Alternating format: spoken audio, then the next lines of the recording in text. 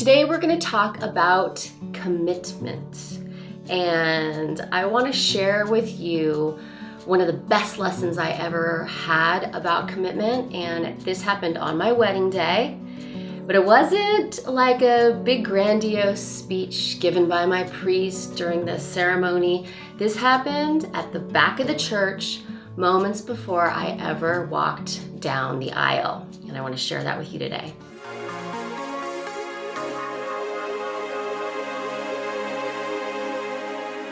I am Stacy Rocklein, and I help people turn towards self-love as the key to unlocking the ability to receive love in their lives. Whether that is in their relationships, in the business world, with their health, anything. To receive love, we have to feel that we're worthy of love. All right, let's talk commitment. So let me give you the setup. It's my wedding day. I'm in the back of the church. I'm like ready to walk down the aisle. The place is packed full of people, friends and family, my husband-to-be, my new in-laws. The music is playing. We're about ready to send, bridesmaids walking down, and I am sick. I am so nervous that I am like looking around for somewhere to throw up. And that's really out of character for me. I don't usually get that kind of nervous. And so I'm having this reaction, and my mom is there with me, and my mom says to me this. She says, "Stacy, I want you to know that you can back out of this right now if you want to. It doesn't matter how many people are out there. It doesn't matter how much money we've spent. You can change your mind right now." And that was such a gift, because it taught me three things, and I want to share these with you today.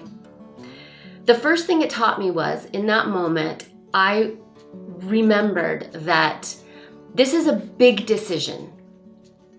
It's easy sometimes to get caught in the right now moment and not realize what you're fully committing to. So you can get married because you want to have a wedding, but getting married is about a marriage. That's about a long-term commitment to somebody. And you can take a job because that corner office looks awesome, but what you're really committing to is a position and all the things that go with that. And you can commit to having a baby, and it feels like it's about being pregnant and having a baby, but it's not. It's about raising somebody from child into adulthood and long afterwards being a part of their life. So it reminded me in that moment, oh yeah, this is not about this wedding. This is about my marriage. Am I down for that? And the answer was hell yes, totally. The next thing it reminded me was that it's not about the people. It's not about everybody out there who would be disappointed. It's not about any of those factors. It's about me. What's in my heart? When I'm going to make a commitment to something, what am I feeling in my heart? And look at that freedom that she gave me, that liberation from people pleasing, was that it doesn't matter. None of this matters. And she's the one writing the checks, right? To give me that gift of do it for you was beautiful. And right then in that moment, what was in my heart? I definitely wanted to be there. And the last thing that I learned from it, which I think is so huge, is that you have the right to change your mind at any moment. And that's most of the time true no matter what the decision. Even if the decision is huge, right? It's a major commitment. You can change your mind. We think of decisions as one and done. We're like, okay, I decided to get married and I never think about it again. I decided to commit to this job and I never think about it again. But what happens is we become over time maybe resentful, and maybe we feel stuck because we feel like, oh, well, I decided and now I'm here. But here's the thing, you can change your mind at any moment. I'm not saying there aren't consequences to changing your mind. And I'm not saying that you aren't going to disappoint people when you change your mind. That is all a possibility, and that's painful to do. It's painful to disappoint people and have to help them through that. But if it's in your heart, it's so important to follow that.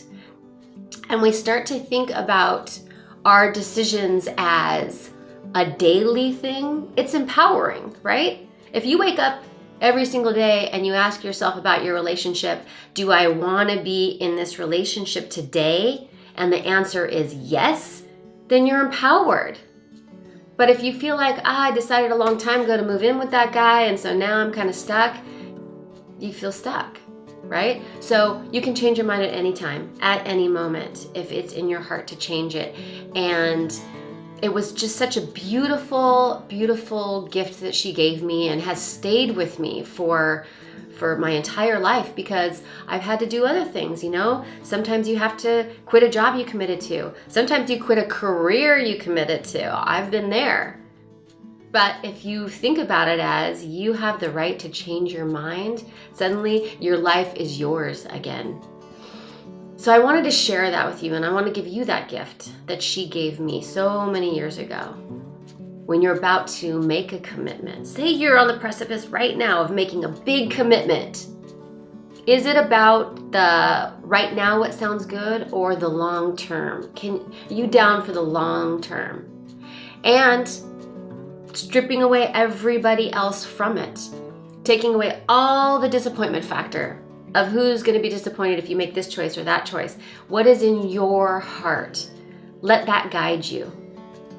And if you're just feeling stuck, wherever it is, stuck in a situation, ask yourself that question.